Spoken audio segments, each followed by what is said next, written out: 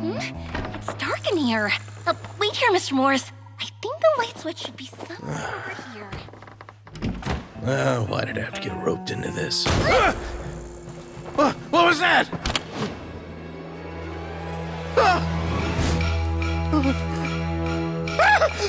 Who's there? Get me out! Get me out of here! Did you really think you'd get away, Morris?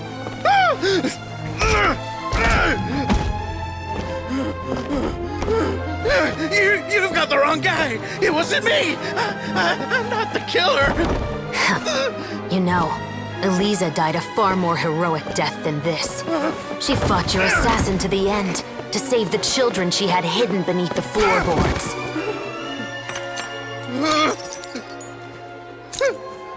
That is Eliza's pendant. The one with a photo of you two inside. The one you gave her.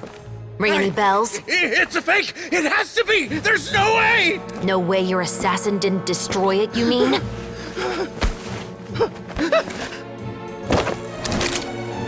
Did you ever love her, Morris? Or was killing her always the plan? No, please. Listen to me. I told Eliza to keep us a secret. I paid her plenty for her silence. I never thought she'd keep the child.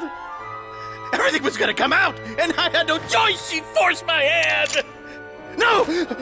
I'm begging you. I have money. Just name your price, please. You can keep your Mora, and you can go to hell.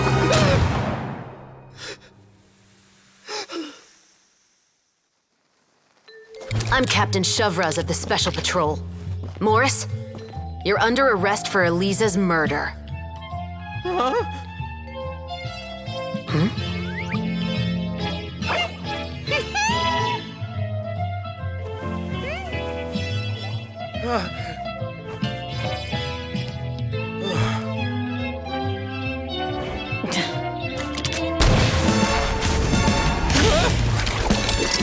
You're under arrest too, prop manager Veronique.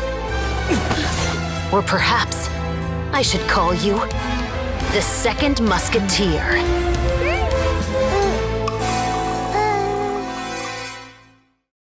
Wait, what's going on? This wasn't in the script.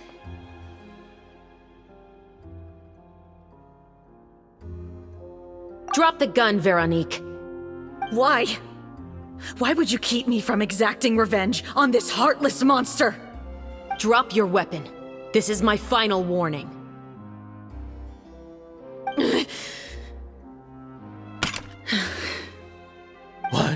What is going on? Do I have to spell it out for you, Morris? Everything that took place just now was staged to get you to confess the truth. But this last part is all improv, of course.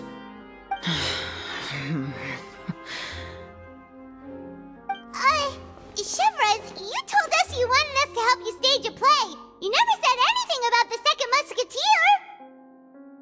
It's because even I had no way to confirm my theory until now. Thank you for your performance, Yoimiya.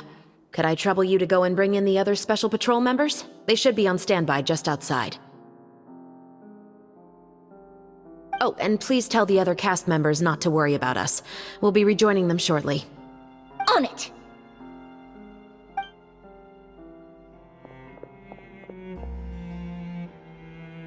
So what do you think, Morris? Care to talk about what happened 20 years ago? My patience is limited, you know. Don't force me to take you back to the interrogation room. I'd wager that you wouldn't last for more than a minute in there. With the recording we made, you have no chance of winning in court. Cooperating with us now is the most practical move. All right. I'll talk. I hired an assassin to murder Eliza. She once worked as a maid on my family's estate. She was very beautiful, and after some time I fell for her. We kept our relationship a secret and carried out an affair for some time, but it wasn't long before she became pregnant. And if my parents ever found out, they would have stripped me of my inheritance and status, driven me out of my home. I also didn't expect Eliza to insist on bringing the pregnancy to term. She even asked me to leave my family and travel far, far away with her. She believed that you were truly in love with her. I didn't have a choice. I gave her a large sum of Mora, told her to leave the family and to get rid of the baby. But then years later, she sent me a letter that there were photos of 2 children, and she even asked if I could find some time to visit them. Huh? 2 children? Paimon thought Baptiste was the only... You mean... Even if she had the children against your will, you could have just ignored the letter entirely. Why kill her? I had just gotten engaged to be married to an heiress from another wealthy family. So if anyone were to find out about Elisa, my life would be completely ruined. I didn't have a choice. No. You always had a choice. You just made the wrong choice. Again. Do you know how it feels to watch your mother be killed right in front of you? My brother and I were hardly even school age yet. We were hidden beneath the floorboards, grasping each other's hands like a lifeline. We were so terrified that we didn't even know we could ever take a breath. All we could do was to watch Mother try to fight back, and then collapse to the floor. Even after the assassin left, we were still too terrified to leave our hiding spot. We thought that he might come back. It was only until the next evening when we finally climbed out and gathered around our mother. But she had already become cold and stiff to the touch.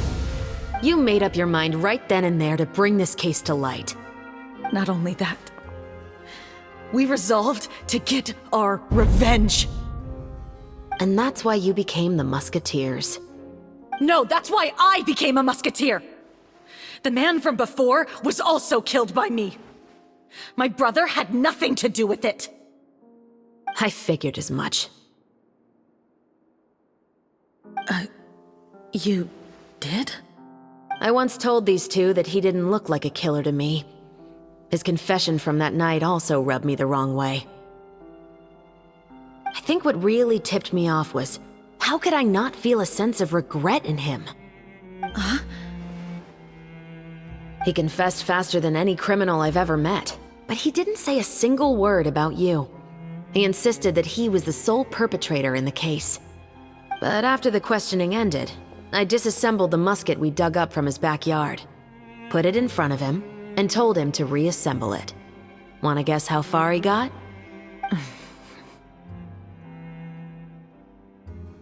He had no idea where to even start. He's never touched a gun in his life. Based on that, I determined that he was not acting alone. He only surrendered himself to draw our attention and create a moment of opportunity for his partner.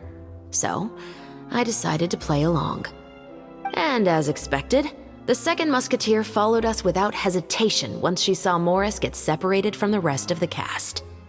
Besides, why else would he call the novel The Two Musketeers?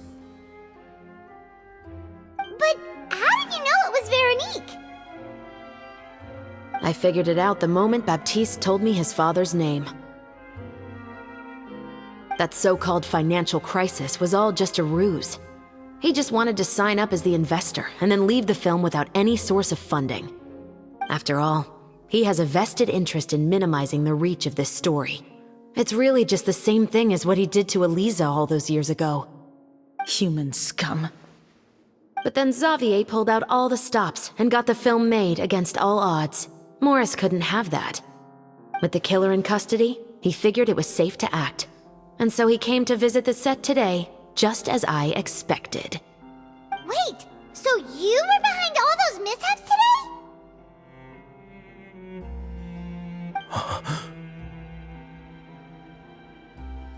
As for the identity of the second musketeer, I assumed they'd probably stay close to Morris and look for an opening. And if they already knew that Morris was the film's investor, then that narrowed the list of potential suspects as well. Furthermore, being the props manager would allow the culprit to avoid scrutiny by purchasing mechanical parts in the name of the crew. With that hypothesis in mind, I went back to check Baptiste's orphanage adoption records. Guess whose name I saw on the same page, just a few lines from his. My brother. He trusted you. As in, he trusted me to perform the deed on his behalf? He trusted you to stand on the side of justice. I am. I thought you could do it as well. Oh, the look on your face when you told him to go to hell. I really thought you'd put a bullet in his brain. You know what he has done. Are you telling me that you'd rather see him spend the rest of his life living like a king in the fortress of Meripede? I will never be able to forget the feeling of my mother's cold, lifeless hands. And you would call this ending fair? Is this what you call justice? I won't lie, Veronique. I did hesitate when your brother first told me about the truth. I wondered. I agonized over whether I should really put a bullet in his head. So why don't you? Because that should never be how justice is carried out in this world. Perhaps, to you, justice is simply reciprocated. An eye for an eye, and a life for a life. But everyone has their own understanding of justice. If everyone were to pursue their own definition of it, there would be no more order in this world. Today, you'll kill Morris, and tomorrow, his children may come for you. The world cannot render judgments based on a desire for revenge. That will only lead to a cycle of revenge, as well as the destruction of order and civilized society. Fontaine is founded on a set of laws and a standardized code of justice. That is why we are the nation of justice. But with all that said, I will promise you this. Morris will not lead a cushy life in the fortress of Meripede. Chevreuse, the rest of the special patrol is here. Thank you so much, Yoimiya. Letelier, Terena, please take them away.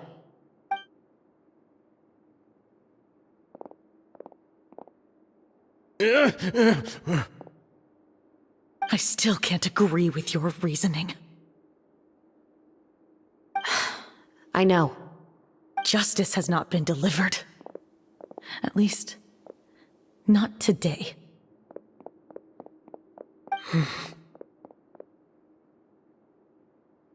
Chevreuse. Let's go. We should give an explanation to the crew. Thank you for your concern. I'm fine. I'm just thinking about the things in life that have driven people to take justice into their own hands.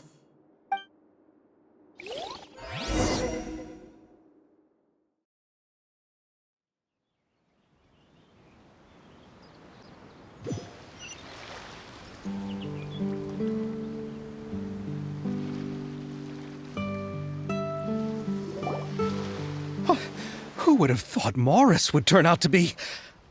I'm at a loss of words. How could he have done something like this? I'm just glad that you're all safe and sound. Who knew that such a labyrinth of cases would be behind this story? Well, what should we do now? We have a finished film, of course, but should we still go ahead with the premiere? What do you mean? Shouldn't you be even more motivated to spread the word now that you've learned the truth? Chiori is right. I'd also like more people to see this story for themselves. But the real ending of the story seems to have deviated somewhat from the one in the script. Is that still acceptable to you, Miss Chevreuse? The call is yours. We still have time to reshoot an ending if that's what you'd like. No, it's fine as is. I like what we have for the catharsis. Romanticism is what gives works of art their appeal. Fiction is able to explore means of restitution that could never work in real life. Just like the real world, the world of stories also has its own set of rules and justice. These different possibilities are what initially drew me to reading in the first place. Sounds good to me. I support your decision. What about Veronique? Will she be okay? She will soon face her judgment alongside her brother and Morris. If I had to guess, they'll probably all be sent to the fortress of Meripede. I'll make sure to give Wriothesley a heads up about it. Oh, you mean that kind of heads up? Exactly. Ahem. All Right. Then the matter's settled. Now that everything's been taken care of, there's no reason for us to keep looking all gloomy and grumpy. Let's get back to the feast and enjoy each other's company. We'll be starting the post-production process tomorrow. You should join us, Chevres. You missed the first few hours of the party, didn't you? All right. Count me in. Then I'll wait for you over there. There's still some good news that I'd like to share with Chevres. Traveler, Paimon, could you wait for me by the sea after the party ends? I'd like to go on a brief walk with the two of you. Thank you very much.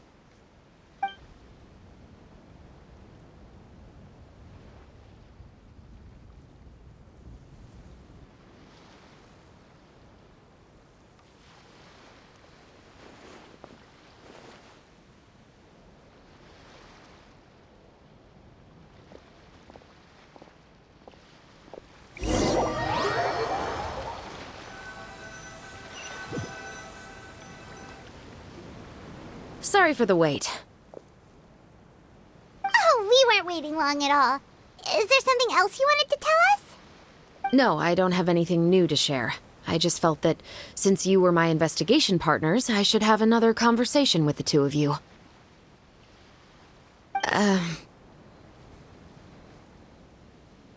Traveler, how would you have responded to Baptiste's request if you were in my shoes?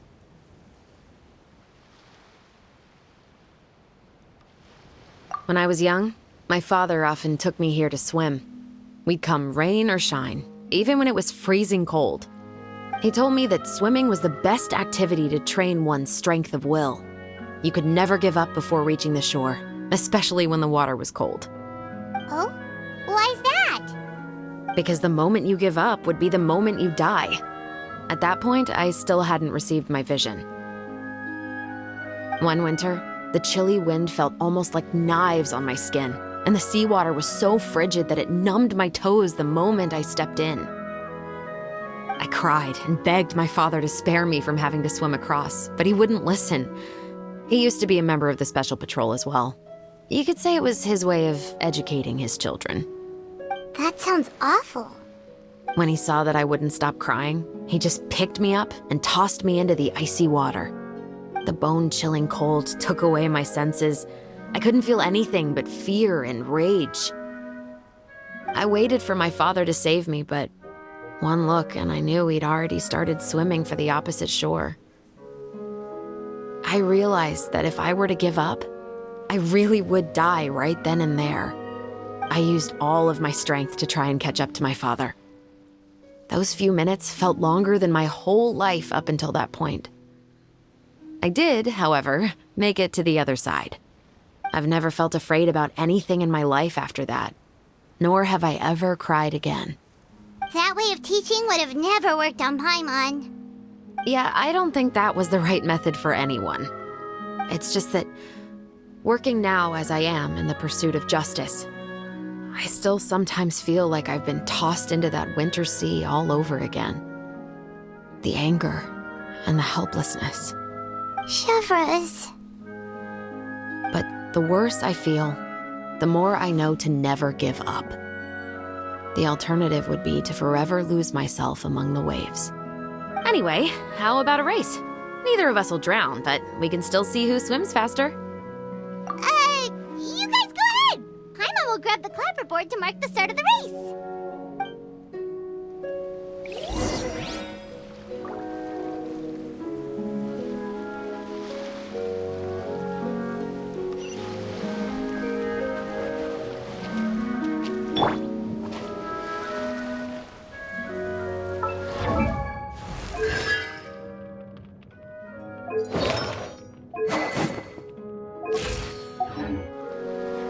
Final warning!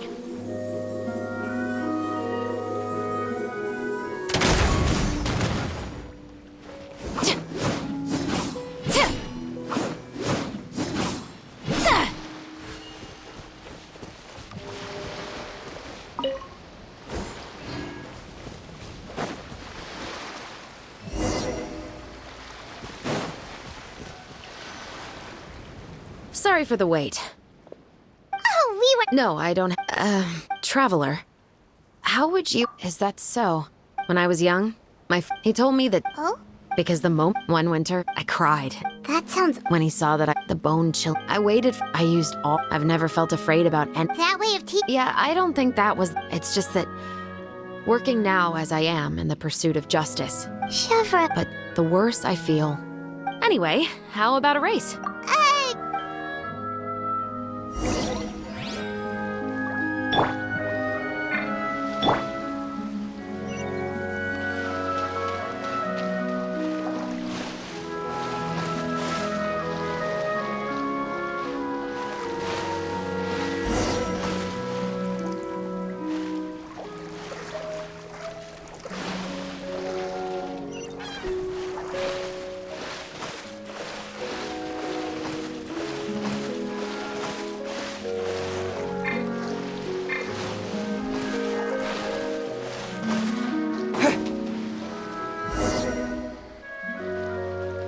Oh, that felt good.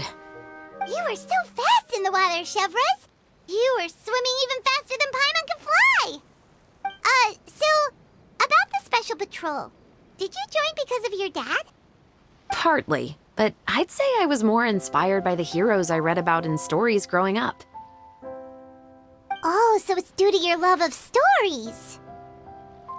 Of course, it was only after I joined the Special Patrol that I learned that truth is often stranger than fiction. Come on, let's walk a bit more.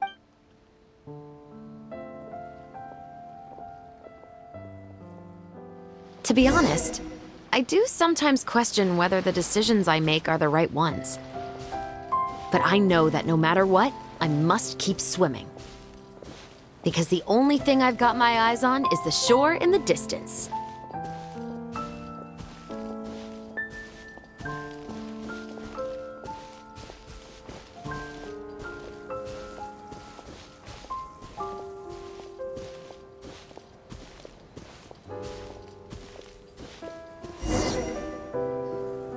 Thank you for coming on this walk with me.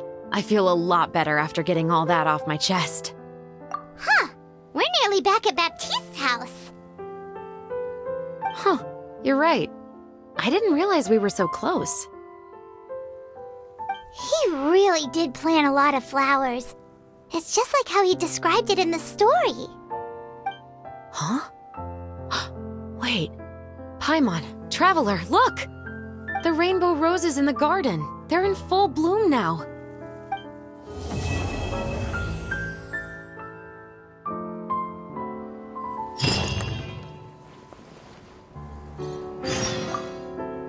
Even though it's a bit late, I must thank you for investigating this case with me. Not on behalf of the Special Patrol this time. It's a personal expression of gratitude from yours truly. Thank you for looking out for me. I'll see you at the award ceremony. I'd be very surprised if we don't win.